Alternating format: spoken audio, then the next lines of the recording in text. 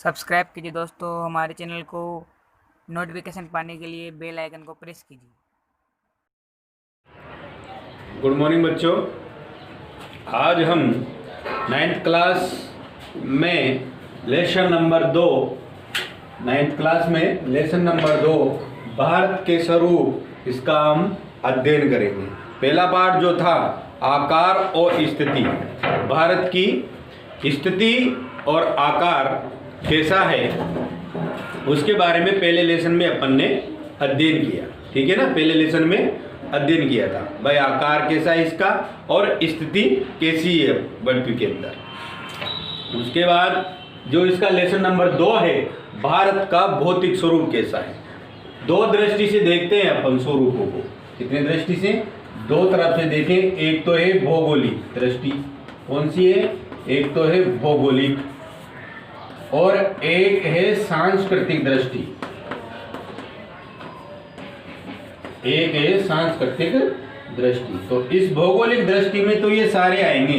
भौगोलिक दृष्टि में अपन इन सबको देखेंगे, जैसे हिमालय पर्वत, उत्तरी का मैदान, प्रायद्वीपीय पठार, भारतीय मरुस्थल, तटीय मैदान और द्वीप समूह। अगर सांस्कृतिक दृष्टि से अपन को देखना है, सांस्कृतिक दृष्टि से अगर अपन देखेंगे तो इसमें आएगा जैसे खान पान आएगा। उसके बाद आपका रहन सहन, आपकी बोली, आपकी भाषाएं, ये सारी चीजें सांस्कृतिक दृष्टि से आएगा। भारत को अगर देखें अपन एक तो भौगोलिक दृष्टि से, एक सांस्कृतिक दृष्टि से। तो भौगोलिक दृष्टि में ये सारी चीजें आएगी, हिमालय पर्वत, उत्तरी का मैदान, प्रायद्वीपीय पठार और भारतीय मरुस्थल, तटीय मैदान और द्वीप समूह। अगर सांस्कृतिक दृष्टि से देखें तो सांस्कृतिक दृष्टि में आएगा खान पान, रहन सहन, आपकी भाषाएं, आपकी बोलियां, ये सारी चीजें सांस्कृतिक दृष्टि में आएगी। अब हम पढ़ेंगे वो भौगोलिक विवरण पढ़ेंगे। क्या पढ़ेंगे? भौगोलिक विवरण। भौगोलिक दृष्टि में कौन कौन से टॉपिक है उसके बारे में हम अध्ययन करेंगे। तो भौगोलिक में हिमालय पर्वत सबसे पहले कौन सा है? हिमालय पर्वत। आप देखिए, आप जैसा कि आप जानते हैं कि भारत विभिन्न स्थलाकृतियों वाला एक विशाल देश है, बहुत बड़ा देश है। विशाल स्थलाकृतियां हैं और भारत में आप किस प्रकार के क्षेत्र भूभाग में रहते हैं। यदि आप मैदानी क्षेत्र में रहते हैं तो वहाँ आप दूर दूर तक विशाल मैदान से परिचित होंगे। अगर आप मैदानों में रहते हैं तो आप उन मैदानों के बारे में अच्छी तरह परिचित होंगे। घाटियों में भली भांति परिचित होंगे, घाटियों में रहते हो तो। वास्तव में हमारे देश में हर प्रकार की भू आकृतियाँ आपको मिल जाएगी। हमारे देश में हर प्रकार की आपको भौगोलिक भू आकृतियाँ आपको मिल जाएगी।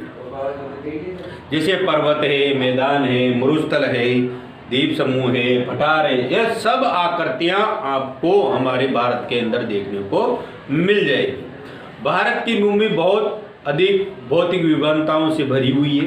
आपको बहुत सारी भौतिक विभिन्नताएं मिल सकती है।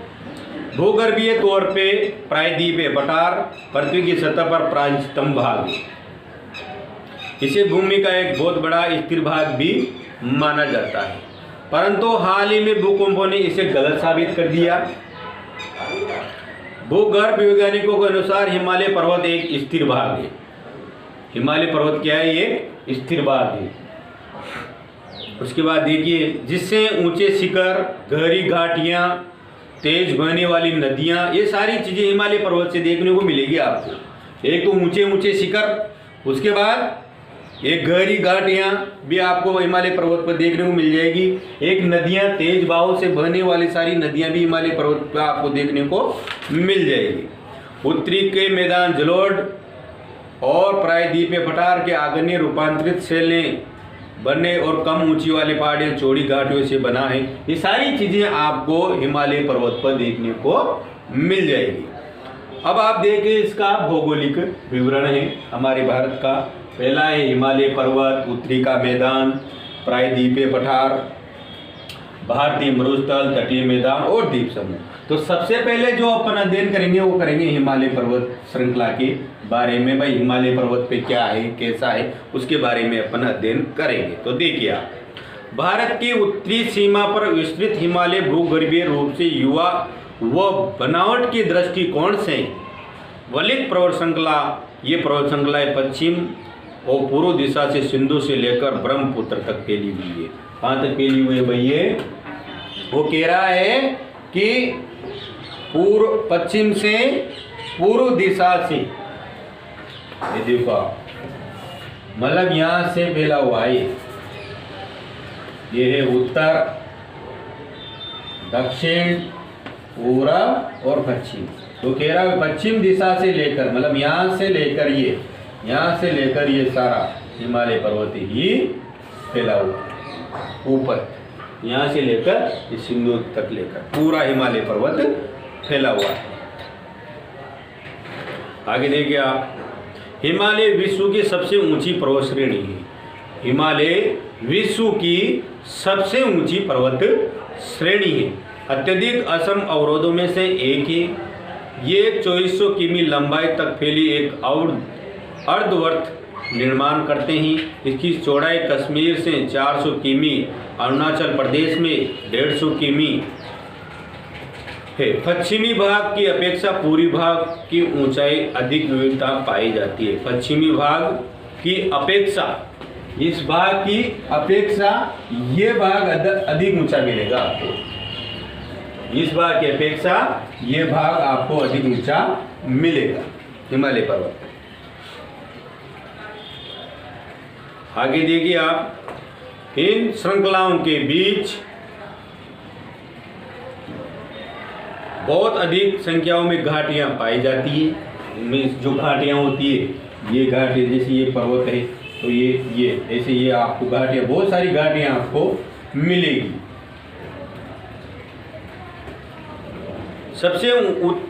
सबसे उत्तरी भाग में स्त्री श्रृंखला को महान आंतरिक हिमालय या हिमाद्री कहते हैं। सबसे उत्तर में जो मिलेगा आपको उसको क्या कहेंगे? हिमाद्री। हिमाद्री का मतलब हो गया जहाँ बहुत ज़्यादा बर्फ है ना जमा हुआ है। सबसे अधिक सतत श्रृंखला है। 6000 मीटर की औसत ऊंचाई, सर्वाधिक ऊंचे शिखर हैं। ये इसमें हिमालय के सबसे मुख्य शिखर कौन कौन से आप देखिए। सबसे जो मुख्य शिखर हैं इसके, जो सबसे ऊंचे मिलेंगे आपको, सबसे ऊंचे शिखर कौन कौन से हैं? सबसे पहला है माउंट एवरेस्ट। कौन सा है? Mount Everest. माउंट एवरेस्ट कौन से देश में पड़ता है? नेपाल देश में। कहाँ पड़ता है? माउंट एवरेस्ट जो है ये नेपाल देश में पड़ता है। इसकी है 8848 मीटर इसकी ऊंचाई है। किसकी? माउंट एवरेस्ट की 8848 मीटर इसकी ऊंचाई है। माउंट एवरेस्ट हिमालय पर्वत का सबसे ऊंचा शिखर है। उसके बाद एक कंचनजुंगा, ये है भारत में। कहाँ? ये भारत में। इसकी जो ऊंचाई है, इसकी ऊंचाई है 8598 मीटर इसकी ऊंचाई है। उसके बाद मकालू, ये भी हिमालय का एक ऊंचा शिखर है, ये भी नेपाल में है। इसकी है 8481 मीटर इसकी ऊंचाई है। उसके बाद है धौलागिरी, ये भी नेपाल में है, 8172 इसकी ऊंचाई है। नंगा पर्वत भारत में है, 8126 इसकी ऊंचाई है। अन्नपूर्णा नेपाल में 8078 है। उसके बाद नंदा देवी भारत में है, 7871 है। कामेट भारत में है, जो कहाँ ये भारत में 7756 इसकी ऊंचाई है। नामचा बरुआ, ये भी भारत में 7756 इसकी ऊंचाई है। गरुला मंदता, ये नेपाल में 7728 इसकी ऊंचाई है। तो ये जो अपन ने बोले माउंट एवरेस्ट, कंचनजुंगा, ये सब भारत हिमालय पर्वत के ऊंचे शिखर हैं। जो कुछ शिखर तो नेपाल की सीमा में है और कुछ कहाँ पर है? भारत की सीमा पर। अब आप देखिए, आप हिमाद्री के दक्षिण में स्थित श्रृंखला सबसे अधिक असम में है और हिमाचल के निम्न हिमालय के नाम से जानी जाती है। इन श्रृंखलाओं के निर्माण मुख्यतः अत्यधिक संपीड़ित पर्वत शैलों से हुआ है। इनकी ऊंचाई 3700 मीटर से 4500 मीटर के बीच है। जबकि पीर पंजाल श्रृंखला सबसे लंबी और महत्वपूर्ण श्रृंखला है। धौलाधर और महाभारत श्रृंखलाएं भी महत्वपूर्ण है। इन सभी श्रृंखलाओं में कश्मीर की घाटी और हिमाचल की सबसे बाहरी श्रृंखला को शिवालिक भी कहा जाता है। क्या कहा जाता है? शिवालिक। इनकी चौड़ाई 10 से 50 किमी तक तथा ऊंचाई कितनी इसकी 900 से 1100 मीटर के बीच है। ये श्रृंखलाएं उत्तर में स्थित हिमालय पर्वत श्रृंखलाओं की नदियों में लाई गई अवसादों से बनी है। ये गांठियां बजरी यानी रेत और जलोढ़ की मोटी परत से ढकी हुई है। निम्न हिमालय शिवालय के बीच लंबवत घाटी के दून के नाम से जाना जाता है। जो घाटियों में जैसे मान लो ये है,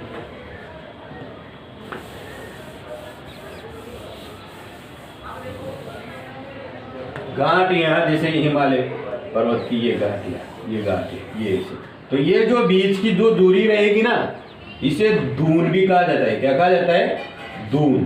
क्या कहा जाता है? दून। क्या कहा जाता है? दून। इन घाटियों के बीच, घाटी के बीच दून के नाम से जाना जाता है। ये कुछ प्रसिद्ध दून है, जैसे देहरादून कहते हैं ना, नाम सुना होगा देहरादून का। तो देहरादून, कोटली दून, पाटली दून, ये सारे दून इन शहरों, इन घाटियों के बीच में बसे हुए हैं। आगे देखिए बाप, इस उत्तर दक्षिण में अतिरिक्त हिमालय को पश्चिम से पूर्व तक स्थित क्षेत्रों के आधार पर भी विभाजित किया जा गया है। इसके वर्गीकरणों को नदी को घाटियों की सीमाओं के आधार पर किया गया है। हिमालय के भाग को पंजाब हिमालय के नाम से भी जाना जाता है, लेकिन पश्चिम से पूर्व क्रमशः से कश्मीर और हिमालय के नाम से भी। इसकी जहाँ जिस शहर से जिस राज्य से इसकी सीमा लगी हुई है, उसको नाम से जाना, उन घाटियों को, उन श्रृंखलाओं को उस राज्य के नाम से जाना जाता है। सतलज और काली नदियों के बीच स्थित हिमालय के भाग को कुमाऊं हिमालय के नाम से भी जाना जाता है। इसे अलग अलग जगहों पर अलग अलग श्रृंखलाओं को, अलग अलग घाटियों को अलग अलग सीमाओं के नाम से जाना जाता है। काली और तिस्ता नदियों नेपाल के हिमालय और तिस्ता दिहान नदियों असम हिमालय की सीमांकन करती है। हिमालय के कुछ क्षेत्रीय नाम भी हैं। ब्रह्मपुत्र हिमालय के सबसे पूर्वी सीमा बनाती है और थीका मोड़ बनाते हुए भारत की पूरी सीमा के साथ फैल जाता है। इन्हें पूर्वांचल और पूरी पहाड़ियों तथा पूर्व पर्वत श्रृंखलाओं के नाम से भी जाना जाता है। यह पहाड़ियाँ उत्तर पूर्वी राज्यों से होकर गुजरती हैं। मजबूत बलुआ पत्थरों अवसादी सेल से बनी होती है। ये घने जंगलों से ढकी है। आपको हिमालय की श्रृंखलाओं में घने जंगल भी मिलेंगे, बहुत सारे घने जंगल। हिमालय पर्वत हमारी सारी आवश्यकताओं को पूरी कर सकता है। हिमालय पर्वत श्रृंखला एक ऐसी श्रृंखला है जिसपे आपको सारी चीज़ें देखने को मिल जाएगी। कहीं पर पर्वत, पठार, मैदान, ऊंचे ऊंचे शिखर, सारी चीज़ें आपको उस पर देखने को मिल जाएगी। अधिकतर समानांतर श्रृंखलाएं और घाटियों के रूप में फैली हुई है। पूर्वांचल में पटकाई, नागा, मिजो में मणिपुर पहाड़ियाँ शामिल है। उसके बाद आएगा अपना दूसरा टॉपिक, ये तो वही हिमालय पर्वत की बात। हिमालय पर्वत में क्या क्या है, कितनी जगह फैला हुआ है, कौन कौन सी इसमें घाटियाँ हैं, ये तो पढ़ी अपन है हिमालय। उसके बाद आएगा आपका उत्तरी मैदान, जो आपका उत्तर का मैदान है ना, उसके बारे में अपन अध्ययन करेंगे।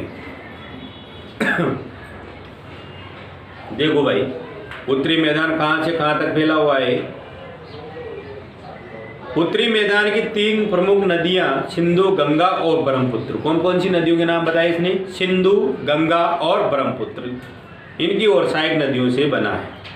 सिंधु और गंगा और ब्रह्मपुत्र, ये तो 3 मुख्य नदियां हैं उत्तरी मैदान की, जिससे वो बना है उत्तर का मैदान। पर इनकी सहायक नदियां भी है बहुत सारी। लाखों वर्षों के हिमालय की गिरिपाद के स्थित बड़े बेसिन द्रोणी से जलोढ़ निरपेक्ष में हुआ है, जिससे इसका उपजाऊ मैदान का निर्माण हुआ। इसका विस्तार 7 लाख वर्ग किलोमीटर क्षेत्र तक फैला हुआ। ये मैदान लगभग 24 किमी लंबा और 240 से 320 किमी चौड़ा। ये सघन जनसंख्या वाला भौगोलिक क्षेत्र है। उत्तर का जो मैदान है अपना, ये सघन जनसंख्या वाला क्षेत्र है। उत्तर का मैदान जिसे अपन का देखें, ये देखिए, उत्तर, दक्षिण, पूर्व और पश्चिम। जो ये उत्तर का ये तो हो गया हिमालय पर्वत आपका, ये हिमालय पर्वत। इससे निकलने वाली जो गंगा, ब्रह्मपुत्र अपनी जो नदियां हैं, उसके बाद जो ये मैदान है इधर का, ये जो मैदान है पूरा बीच का, ये उत्तर का मैदान है। अब ये इतनी 2400 किमी लंबा, 240 किमी चौड़ा, इतने वर्ग इसमें फैला हुआ है। ये सघन जनसंख्या वाला भौगोलिक क्षेत्र मिलेगा आपको, क्योंकि सघन जनसंख्या वहां मिलेगी आपको जहां सारी सुख सुविधाएं आपको मिलेगी, वहां सघन जनसंख्या आपको मिल जाएगी। उत्तर के मैदान में खेती के लायक बहुत बड़ी जमीन का भाग है। उसके बाद यहाँ को आपको पानी की हर तरह की सुविधा, वातावरण, जलवायु, सारी चीजें आपको मिल जाएगी, तो आपको जनसंख्या का घनत्व तो वहां ज्यादा मिलेगा।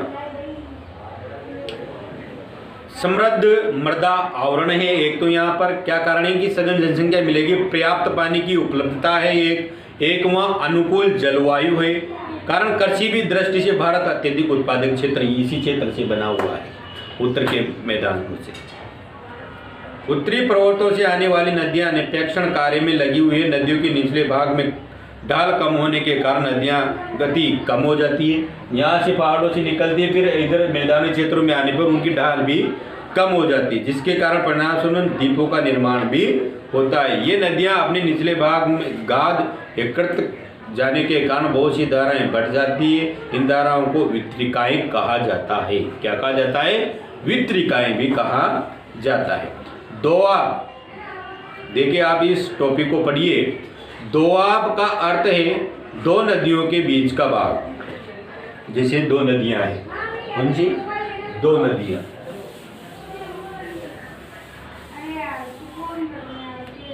जैसे यहाँ से निकल ली हिमालय पर्वत से एक नदी, इधर ये आई, ये नदी इधर से भी आई, ये नदी। अब इनके बीच यहाँ आगे फिर वापस मिल जाती, फिर इनके बीच का जो भाग है ये क्या कहलाएगा? दोआब। क्या कहलाएगा? दोआब। दो नदियों के बीच की जो भूमि है वो क्या कहलाएगी? दोआब। दो शब्दों अर्थात आब अर्थात पानी, इस प्रकार पंजाब दो शब्दों से मिलकर बना है। पंज का अर्थ है पांच और आप का अर्थ है पानी, तो इस प्रकार दोआब का अर्थ है। उत्तरी मैदान के मोटे तौर पर 3 उपवर्गों में विभाजित किया जाता है। आगे देखें भी आप, इसमें मेन जो टॉपिक है आप उसको देखिए। उत्तरी मैदानों की व्याख्या सामान्यतः इसके उच्च बिना किसी विविधता के वाले समतल स्थल रूप में की जाती है। नदियों पर्वतों के नीचे उतरते समय शिवालय की ढाल 8 से 16 किमी रह जाती है। इसे भाबर के नाम से भी जाना जाता है। सभी सरिताएं इस भाबर पट्टी विलुप्त हो जाती है। इस पट्टी के दक्षिण में सरिताएं पुनः नदियों में निकल जाती है। कुछ नदियां ऐसी होती है, कई जगह गुप्त हो जाती है और फिर आगे जाकर वो वापिस नजर आ जाती है। बंटवारे के बाद पाकिस्तान आय शरणार्थी कृषि योग्य भूमि उपलब्ध कराने के लिए इसी जंगल को काटा जा चुका है। इस क्षेत्र को दुधुआ राष्ट्रीय पार्क की स्थिति भी कहते हैं। उत्तरी मैदान का सबसे विशालतम भाग पुराने जलोढ़ का बना है। वे नदियां जो बाढ़ वाले मैदान के ऊपर स्थित है, वेदिका वाली जैसी आकृति प्रदर्शित करती है। इस भाग को भांगर के नाम से जाना जाता है। इसका आपका क्वेश्चन भी होगा भांगर, और भांगर का जो क्वेश्चन है उसका क्वेश्चन भी होगा इसके आपके पीछे। एक तो खादर और एक भांगर। पहले भी आपने छोटी क्लासों में इसका नाम भी सुना होगा, खादर और भांगर का। तो वे दोबारा सुन लीजिए इसको। वे नदियां जो बाढ़ वाले क्षेत्र मैदान के ऊपर स्थित है, वेदिका जैसी आकृति प्रदर्शित करती है, इस वाले भाग को क्या कहेंगे? भांगर के नाम से जाना जाए। इस क्षेत्र की मृदा को चुनीदार निरपेक्ष पाए जाते हैं। इस क्षेत्र की मृदा को चुनीदार जिसे स्थानीय भाषा में कंकड़ कहा जाता है। बाढ़ वाले क्षेत्र को नए युवा निरपेक्ष को खादर कहा जाता है। जो नई मिट्टी लाई जाती है उसे खादर कहा जाता है। लगभग इस प्रत्येक वृक्ष पुनर्निर्माण होता है, इसलिए ये उपजाऊ होती है तथा गहन खेती के लिए आदर्श मानी जाती है। अब जो आपका इसके बाद जो आपका बचा हुआ जो है, अपन ने आज क्या क्या पढ़ा, हिमालय पर्वत के बारे में पढ़ा और एक पढ़ा उत्तरी के मैदान के बारे में। अगले जो टॉपिक है आपके प्रायद्वीपीय पठार, भारतीय मरुस्थल, तटीय मैदान और द्वीप समूह, इन सबको अपन अगले वीडियो में पढ़ेंगे। आप इसका घर पे अच्छी तरह अध्ययन करें। धन्यवाद।